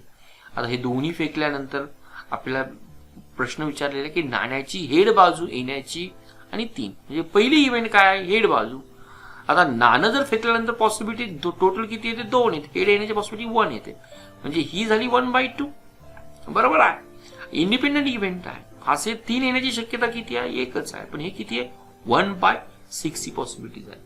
आणि 1/6 ची पॉसिबिलिटी जर आली ना, तर या ठिकाणी या पद्धतीने जे काही इव्हेंट येतात, म्हणजे हे इव्हेंट पॉसिबिलिटी जी काही असेल 1/2. म्हणजे मी पाहिलं सूत्र कुठलं वापरलं, तर A intersection B is equal to probability of A into probability of B. म्हणजे कधी गुणाकार करायचा आहे आणि या इव्हेंटचं मला कधी ऍडिशन्स करायचं आहे हे जर आपल्याला समजलं ना, तर प्रोबॅबिलिटीवरचे आपल्याला प्रॉब्लेम्स हे आपल्याला इझिली समजून येते. हा, परंतु गुणाकार करण्यासाठी त्या इव्हेंट इंडिपेंडेंट असणं गरजेचं आहे. इंडिपेंडेंट याचा अर्थ आपल्याला या ठिकाणी समजणं गरजेचं आहे. प्रॉब्लेम वाचा, स्टॉप करा व्हिडिओ आणि सोडवण्याचा प्रयत्न करा. बॅग 1 मध्ये मला ही लेटर दिलेली कार्ड आहेत आणि बॅग 2 मध्ये ही 2 लेटर दिलेली कार्ड आहेत. आणि आता मला प्रत्येक बॅग मधून एक एक कार्ड बाहेर काढायचं आहे. जसं सांगितलं की याचं कार्ड काढलं म्हणून याचा रिझल्ट हाच यायला पाहिजे असं बिलकुल नाही, म्हणजे दोन्ही गोष्टी इंडिपेंडेंट आहे. आता लेटर आपल्याला जे काढायचं आहे, पहिल्यांदा जे लेटर काढायचं याची पॉसिबिलिटीज किती येईल, जे एकदाच आहे 5 मधून काढायचं आहे, म्हणजे ही 1/5 आलं. आर काढायचं आहे, किती आउट ऑफ लेटर 6 आहे, त्याची पॉसिबिलिटी जर पाहिली तर 1/6 आली. म्हणजे 1/5 1/6 जर आली याची पॉसिबिलिटी, तर मला कळतं की याचं पहिल्याचं उत्तर माझं काय असणार आहे, 1/30 पॉसिबिलिटी. दुसरं मला विचारलेलं आहे की both the letters are L. पहिल्यांदा मी काढलं एल, त्याची पॉसिबिलिटी मला किती आलेली आहे की 1/5 येईल. दुसऱ्यांदा लेटर मला एल काढायचं आहे, या ठिकाणी एल जर काढायचं असेल ना, तर याची पॉसिबिलिटी मला किती येते, 1/6 येते. म्हणजे याचंही उत्तर मला पहिल्यासारखं दिसून येतं. बोथ द लेटर्स आर ओव्हेल, म्हणजे यातून मला ओव्हेल काढायचे आहे. टोटल 5 लेटर्स आहे, ओव्हेलची पॉसिबिलिटी ए यू आय आहे. म्हणजे हे काढण्यासाठी पहिल्या घटनेची पॉसिबिलिटी, पहिल्या बॅग मधून जर ओव्हेल जर काढायचे असेल ना, ती प्रोबॅबिलिटी 3/6 आली. दुसऱ्या ह्याच्यातून मला जर ओव्हेल जर काढायचे असेल ना, तर मला या ठिकाणी ए दिसून येतो. म्हणजे ही इव्हेंट हे 3/5 येणं गरजेचं आहे. आणि दुसऱ्या या ठिकाणी आपण जर पाहिलं तर ही मला 2/6 येणं गरजेचं आहे. म्हणजे आपण जर या ठिकाणी जर पाहिलं या घटनेची पॉसिबिलिटी 3 ने आपण जर सिम्प्लिफाय केलं तर 2 आलं, 2 ने गेलं तर मला ही पॉसिबिलिटी 1/3 आहे. दोन्ही घटना इंडिपेंडेंट आहे म्हणून या ठिकाणी मी फॉर्म्युला वापरला पी ए इंटरसेक्शन बी. त्याचा फॉर्म्युला आहे P probability of A into P probability of B. या आधारेच मी हे संपूर्ण तिन्ही प्रॉब्लेम सोडवले.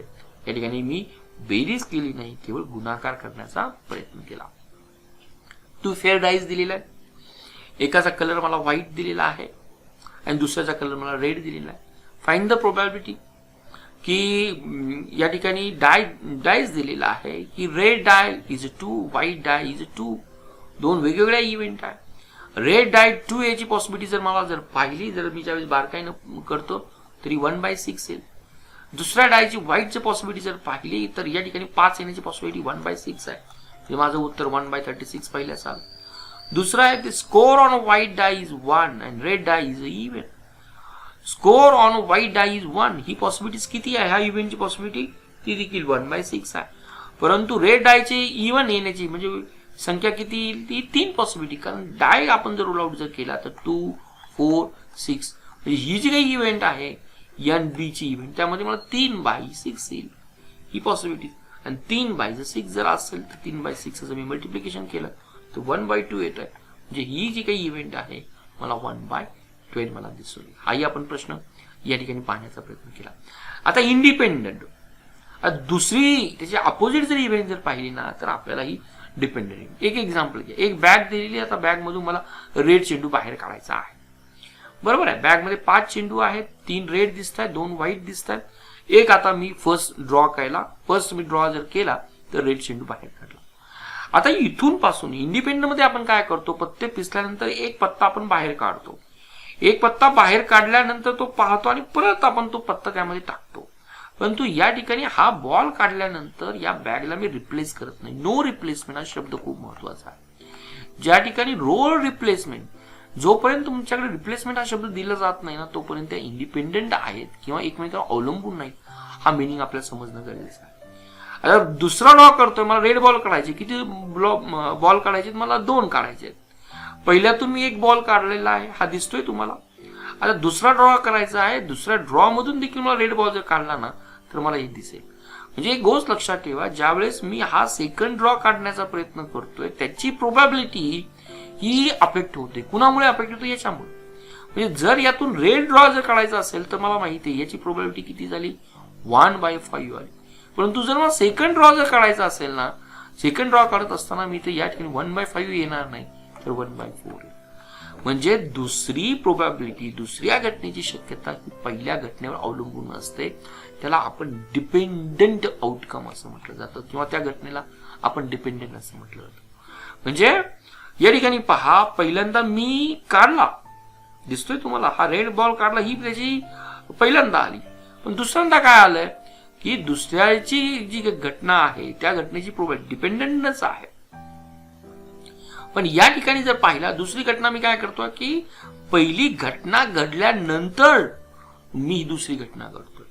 म्हणजे पहिल्यांदा हा मी रेड बॉल काढलाय, हा रेड आपण याला फर्स्ट नाव देऊया, या ठिकाणी फर्स्ट नाव देऊया.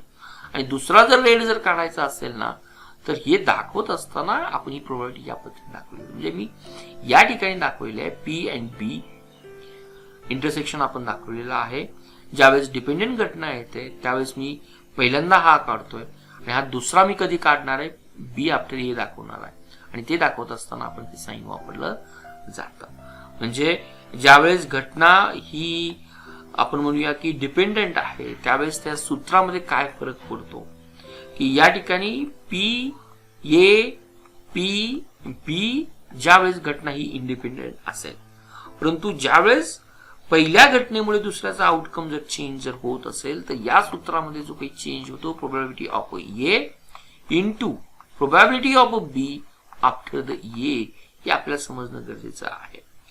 आयदर याचं सूत्र पण आहे किंवा आपण लॉजिकली देखील या ठिकाणी काढू शकतो. कसं लॉजिकली काढायचं ते आपण एक उदाहरणाच्या सहाय्याने पाहूया.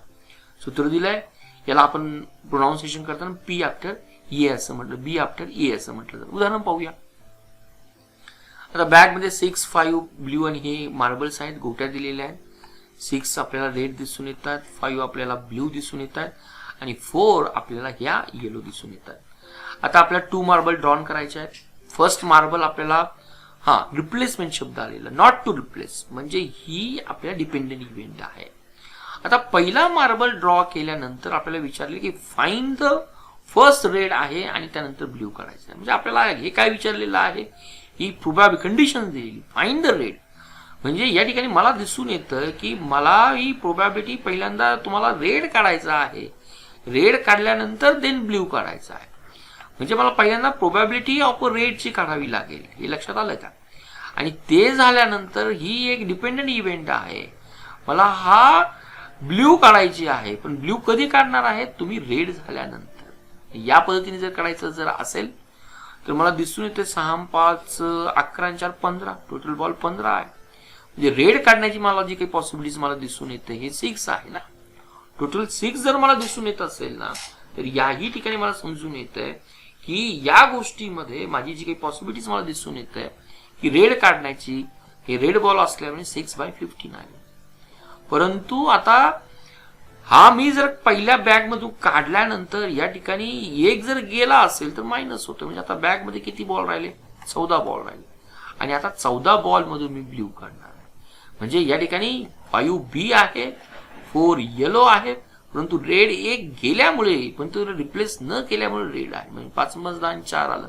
म्हणजे या ठिकाणी विदाऊट सूत्राच्या द्वारे देखील मी जर काढण्याचा जर प्रयत्न केला तर या ठिकाणी मला जे काही दिसून येते 4 × 14 दिसून येत आहे. म्हणजे मला याचं जर उत्तर जर पाहिलं 2/21 दिसून येतं. हे आपल्याला डिपेंडंट इव्हेंट असेल. तोच प्रश्न आहे आपल्याला विचारला की पहिल्या ब्लॅक मधून तुम्ही ब्ल्यू बाहेर काढणार आहात की ज्याच्यामध्ये 15 आहे. आता 15 ब्ल्यू केले तर त्या बॅग मध्ये राहिले की विदाऊट रिप्लेसमेंट आहे 14 काढायचे. आता 14 राहिलेत आणि 14 मधून पण मी ब्ल्यू काढतात. म्हणजे या घटनेमध्ये ब्ल्यू किती आहे तर 5 आहे. म्हणजे 5/15 ही माझी पहिली प्रोबॅबिलिटी आहे जर मला ब्ल्यू काढायचं असेल. आणि आता ब्ल्यू काढल्यानंतर याच्यामध्ये एक ब्ल्यू गेला म्हणजे राहिले किती 14 राहिलेत. परंतु आता हा ब्ल्यूच आपण काढायचा जर असेल ना तर या ठिकाणी जी काही प्रोबॅबिलिटी येईल, या प्रोबॅबिलिटीला जर पाहिलं तर आपल्याला ही जी काही येणार आहे हे या ठिकाणी येईल. मला वाटतं थोडंसं मागचं जे काही करेक्शन्स आहे, थोडं मागचं करेक्शन आपण हे उदाहरण झाल्यानंतर करूया. थोडंसं मला वाटतं मागे करेक्शन करणं आपल्याला गरजेचं होतं. तर या ठिकाणी ब्ल्यू किती राहिलेत, 5 मधून ब्ल्यू गेल्यानंतर 4 राहिले आणि 4 टोटल किती राहिलेत, या ठिकाणी आपल्याला 14 राहिलेत. आणि हे जर आपण करेक्शन जर केलं तर आपल्याला 2/21 या ठिकाणी आपल्याला दिसून येतं. मागचं काय करेक्शन्स होतं थोडंसं आपण ते पाहूया. मागचे करेक्शन्स पहा की आता या ठिकाणी मी 4 घेतलेला आहे, परंतु 4 या ठिकाणी लक्षात ठेवा या ठिकाणी माझं बी हा 5चा आहे, कारण मी या ठिकाणी रेड नाही काढला म्हणून मला इथे 5 येणं गरजेचं आहे म्हणून सांगितलं. आणि 5/14 जर आपण जर पाहिलं तर या ठिकाणी जर याचा विचार केला 5 येतंय, 3 येतंय, या ठिकाणी 3 जर आलं, या ठिकाणी मला येतंय 2 येतंय, या ठिकाणी 7 येतंय, या ठिकाणी 5, 3 आपण जर विचार केला 5/14 तर 5, 3, 5 बरोबर आहे का? येस, 5, 1, 3 आलाय, 2 आलाय, या ठिकाणी 7 आलाय, 7, 2 आलाय. येस, 2/21 येत आहे. येस बरोबर आहे, 2/21 या ठिकाणी बरोबर आहे. मला वाटलं काही करेक्शन. येस, करेक्शन आपल्याला या ठिकाणी करायचं होतं, करेक्शन आपल्याला इथे करायचं होतं, कारण तो बॉल आपण जो काही ब्ल्यू जो काही काढलेला होता तो ब्ल्यू बॉल आपण या नेक्स्ट मुद्द्यामध्ये काढलेला नव्हता. त्याच्याऐवजी आपण त्याला blue ball, yes blue ball आपण या ठिकाणी काढलेला आहे. पहिल्यामध्ये आपण रेड काढलाय तो 6/15 आलेला आहे. दुसऱ्यामध्ये आपण ब्ल्यू काढलेला आहे, दुसऱ्यामध्ये आपण ब्ल्यू काढलेला आहे. दिसते आपल्या corrections blue by the blue. म्हणजे ब्ल्यू जर आपण जर काढत असेल तर त्याची पॉसिबिलिटी 5/14 आहे. येस बरोबर आहे, देयर इज नो इश्यू. या ठिकाणी आपण करेक्शन जर केलं, काही गुणाकारात करेक्शन आहे का ते पाहूया.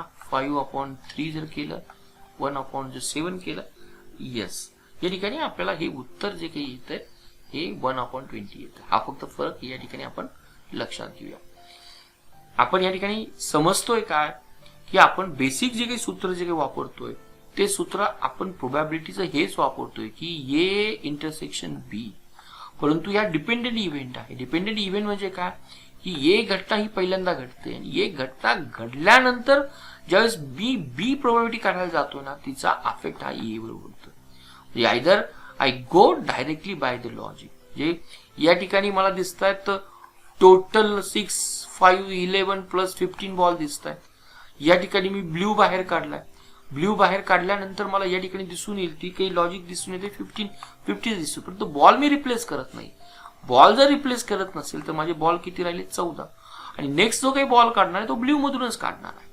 म्हणजे या ठिकाणी एक तर ब्ल्यू पहिल्यांदा गेलाच आणि आता जो काही ब्ल्यू राहिलेला आहे तो बाय 4 बाहेर राहिले. एक उदाहरण आपण या ठिकाणी आपण पाहून घेऊया. आता दुसरं एक उदाहरण आपल्याला दिलेलं आहे की याच पद्धतीचं आपल्याला की आपल्याला कार्ड काढायचं आहे, रिप्लेसमेंट न करता न बदलता आपल्याला दुसरं कार्ड निवडायचं आहे. पहिलं कार्ड हे राणी आहे आणि दुसरं कार्ड निवडलेलं जॅक आहे. पहिलं कार्ड आपल्याला राणी आहे, दुसरं कार्ड निवडलेलं आपल्याला जॅक आहे. पहिलं कार्ड आपल्याला जी काही पॉसिबिलिटीज दिली एकच कार्ड काढायचं आहे. तर या ठिकाणी आपल्याला जर दोन्ही गोष्ट जर पाहिली की या ठिकाणी टोटल आपण ज्यावेळेस पाहतो की न बदलता नो रिप्लेसमेंट मेन करता राणी किती येतात, राणीचे 4 सेट येतात. सर्वांना माहिती आहे की एक जॅक मध्ये एक टोटल आपण जर पाहिलं डायमंड मध्ये जर पाहिलं तर एक राणी येते. या ठिकाणी आपण बदाम मध्ये जर पाहिलं तर एक राणी येते. या ठिकाणी जर आपण क्लिवर जर घेतला तर त्या ठिकाणी एक राणी येते. या ठिकाणी हे जे काही आपल्याला इस्पिक जे काही दिसून येतंय त्या ब्लॅक कलर्स मध्ये त्यामध्ये एक राणी, टोटल आपल्याला 4 राणी आहे. म्हणजे पहिली कार्ड काढण्याची पॉसिबिलिटी येईल 4/52. बरोबर आहे. या डिपेंडंट घटना आहेत. दुसरं कार्ड आपल्याला एक जॅक काढायचा आहे. जॅक देखील आपल्याला प्रत्येक या सेटमध्ये जर पाहिला तर आपल्याला 4 दिसून येतोय. त्याची जर पॉसिबिलिटी जर आपण जर पाहिली तर या ठिकाणी 4/52 लिहिणार. आपण या ठिकाणी 52 नाही लिहू शकत कारण ऑलरेडी आपण राणी काढलेली आहे. राणी जर काढलेली जर असेल ना टोटल कार्ड या ठिकाणी आपले किती होतील 51 होतील. हेच आपल्याला जी काही डिपेंडंट इव्हेंट आहे त्याची एक खासियत दिसून येते आणि त्यानुसार जर पाहिलं तर या ठिकाणी आपण जर टोटल जर उत्तर काढण्याचा जर प्रयत्न केला तर हे उत्तर आपल्याला टोटल 6/6 आहे. करेक्शन करून पहा म्हणजे आपल्याला हे इझिली आपल्याला काढता येईल. टोटल दोन्ही घटनेचं मी कंपॅरिझन करतोय. इंडिपेंडेंट जर असेल एकमेकावर अवलंबून नसेल तर रेग्युलर आपल्याला फॉर्म्युला आहे, परंतु त्या जर डिपेंडेंट असतील तर डिपेंडेंट जर असतील तर त्यामध्ये आपल्याला हे करेक्शन करणं गरजेचं आहे. हा तेवढाच पॉईंट आपल्याला या ठिकाणी समजून घेणं एक महत्वाचं आहे. आता ही जी काही कंडिशन्स आपण जी काही डिपेंडंट घटना जी काही पाहिलेली आहे त्यालाच आपण कंडिशनल प्रोबॅबिलिटीज असं म्हटलं जातं. आणि कंडिशनल प्रोबॅबिलिटीज आपण दाखवत असताना बी घटना ही प्रोबॅबिलिटी ऑफ बी घटना आपण कधी ही ए वर अवलंबून आहे ती P/B ने दाखवतो.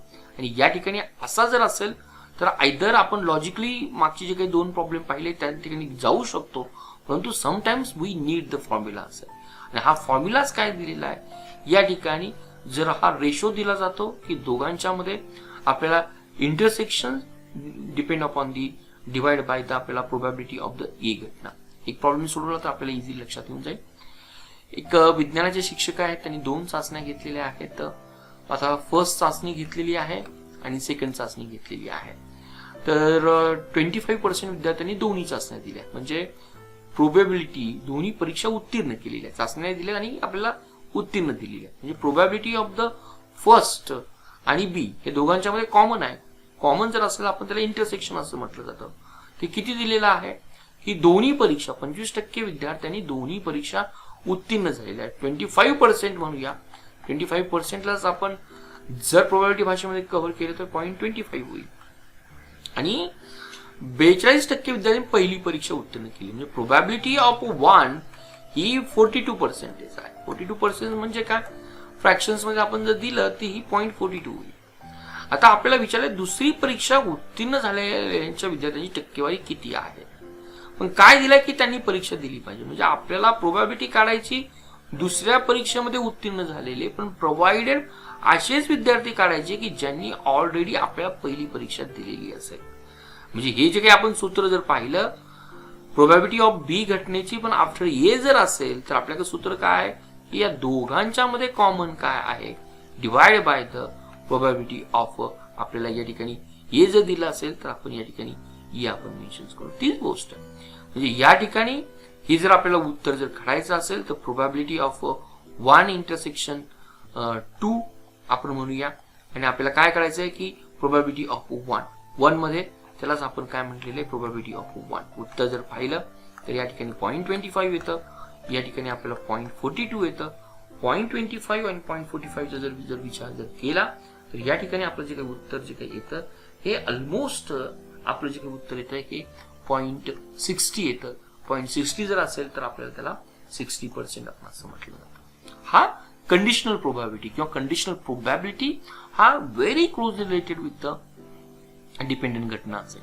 आणि जसं मी सांगितलं की थोडा लॉंग व्हिडिओ झाला, परंतु अगदी छोटी छोटी आपण प्रॉब्लेम्स घेतली की हे आता तुम्हाला पूर्णपणे कळालं असेल की जे आपण पहिल्यांदा टार्गेट दिलं होतं की या पद्धतीत साईन आलं आपण त्याला इंटरसेक्शन असं म्हटलं जातं. मग इंटरसेक्शन दाखवत असताना आपण काय वापरलं जातं तर या ठिकाणी जर मला ए इंटरसेक्शन जर बी जर विचारलं तर दोघांच्या मध्ये कॉमन असतं. मग दोघांच्या मध्ये कॉमन काय येतं तर दोघांच्या मध्ये मला इथं कॉमन काय दिसतोय, मला इथं 3 दिसतोय, याही ठिकाणी 3 आहे, याही ठिकाणी मला 4 दिसतोय, याही ठिकाणी मला 4 दिसून येतोय. म्हणजे या दोघांच्या मध्ये कॉमन असणार 3 आपण 4 दिसून येतोय. आता हे पाहूया युनियन.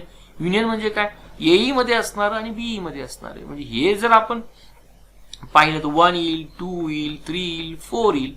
ऑलरेडी इथलं 3 आणि 4 घेतलेलं आहे, म्हणजे राहिलं किती या ठिकाणी 5 आणि 6. हेही माझं आन्सर झालं.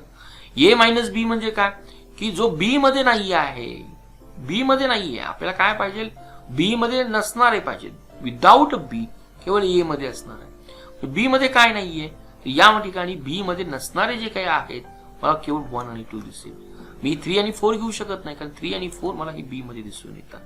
आणि ए डॅश म्हटलेलं आहे की ए डॅश म्हणजे काय, ए मध्ये काय केवळ आपल्याला हे नंबर दिसून येतात. हे नंबर सोडून किंवा ए कॉम्प्लिमेंटरी किंवा ए डॅश किंवा ए बार याचा अर्थ हे सोडून म्हणजे 1 2 3 4 सोडून जे काही नंबर असतील ते मला या सेटमध्ये दिसून येतील. याही आपण घटना आपण या ठिकाणी पाहण्याचा प्रयत्न केला आणि डायग्रामच्या आधारे जर पाहिलं तर आपल्याला हे कळून येईल की ह्या आपल्या डायग्राम्स का महत्वाच्या आहे. या पुढील जो काही व्हिडिओ असणार आहे तो आपल्याला वेन डायग्रामवर आधारित प्रॉब्लेम्स असतील किंवा आपल्याला व्हिडिओ नंबर 3 मध्ये आपण देणार आहोत की टोटल आपण समराईज करणार आहोत ऍडिटिव्ह रूल म्हणजे काय, मल्टिप्लिकेटिव्ह रूल्स म्हणजे काय आणि त्याच्यानंतरच्या 4th रूलवर आपण आता हे प्रॉब्लेम सोडवण्याचा प्रयत्न करणार. त्यामुळं ज्यावेळेस 2 इव्हेंट दिल्या जातात त्यावेळेस त्याच्यामध्ये काही कॉमन नसतं. म्हणजे ए इंटरसेक्शन बी काही कॉमन जर नसेल तर आपण त्याला डिसजॉईंट इव्हेंट म्हणतो किंवा म्युच्युअली एक्सक्लुझिव्ह इव्हेंट असं म्हटलं जातं. ज्यावेळेस आपल्याला कॉम्प्लिमेंट म्हटलं जातं, ए कॉम्प्लिमेंट म्हणजे ए हा ए आपल्याला दिसून येतो. जर हा ए जर आपल्याला हा जर असेल व्हाईट पोर्शन तर ए सोडून ही आपली इव्हेंट आपल्याला दिसून येतो. हे डायग्राम आपण या पद्धतीने पाहणार आहोत. किंवा दोघांच्या मध्ये कॉमन जर असेल तर ए इंटरसेक्शन बी आपल्याला याच्यामध्ये दिसून येतो. जर ए आणि बी आपल्याला घ्यायचं असेल, कॉमन नको घ्यायचं जर असेल तर आपण त्याला ए युनियन बी असं म्हटलं. तर हा व्हिडिओ मला एंड करत असताना आपण टोटली हा कॉम्प्लिकेटेड प्रोबॅबिलिटीवर आधारित हे युनियन इंटरसेक्शन आपण साईन पाहिले की आपल्याला भीती निर्माण होत आहे. परंतु स्पर्धा परीक्षेमध्ये यावर आधारित प्रॉब्लेम सोडवण्यासाठी समटाइम आपण लॉजिकली याला इम्प्रूव्ह करू शकतो, टॅकल करू शकतो. परंतु काही वेळेस जर या मागील पार्श्वभूमी जर आपल्याला कळाली ना तर प्रोबॅबिलिटी चॅप्टर हा आपल्याला इझिली होऊन जातो. नेक्स्ट व्हिडिओ कंटिन्युअसली जर वॉच जर केले, एकदा हा परत व्हिडिओ रिपीट करून पहा, ऐका, म्हणजे आपल्याला यातील बेसिक कन्सेप्ट समजून येतील आणि हे जर समजलं तर प्रोबॅबिलिटी चॅप्टर आपल्याला इझिली समजून येईल. धन्यवाद. Thank you for watching Target with Professor B's Positive Way.